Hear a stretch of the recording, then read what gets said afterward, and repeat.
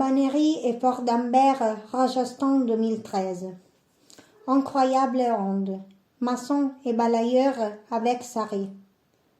D'après Tiziano Terzani, l'onde agresse, prend à la gorge, dans le ventre. La seule chose qu'elle ne permet pas, c'est d'y rester indifférent.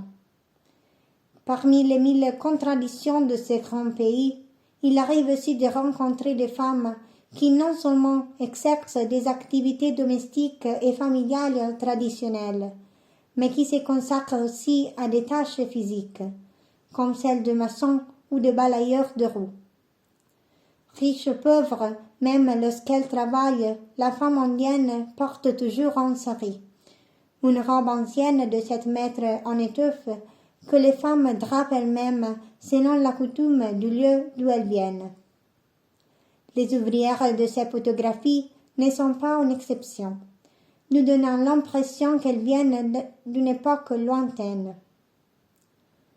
Dans le monde moderne, de nombreuses femmes vivent encore dans une condition d'infériorité par rapport aux hommes, bien qu'elles aient réussi à occuper des postes institutionnels importants. Il n'y a pas si longtemps que l'atroce coutume du sati a été interdite. Il s'agit d'un rite funéraire pendant lequel la femme se sacrifie ou doit se sacrifier sur le bûcher funéraire de son mari, comme un acte de la plus grande dévotion conjugale. Tous les biens de la veuve étaient donnés à la famille de son mari. Gentille et fière malgré tout. Deux regards fixés dans la caméra, deux visages gentils mais fiers, malgré tout, malgré la pauvreté, malgré un contexte social qui promet bien peu de perspectives d'amélioration. La femme dans la première photo vend, avec grande dignité, des cacahuètes fraîches à l'entrée de son village. Mamallapuram, qui surplombe le golfe du Bengale.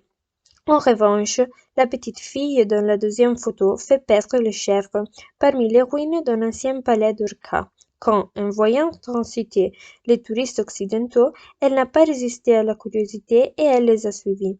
Peut-être qu'elle fera partie de 27% des jeunes indiens qui, bien qu'ils soient interdits par la loi, elle est promise en mariage avant l'âge majeur, voyant définitivement détruite la possibilité de continuer à étudier et se construire un futur meilleur.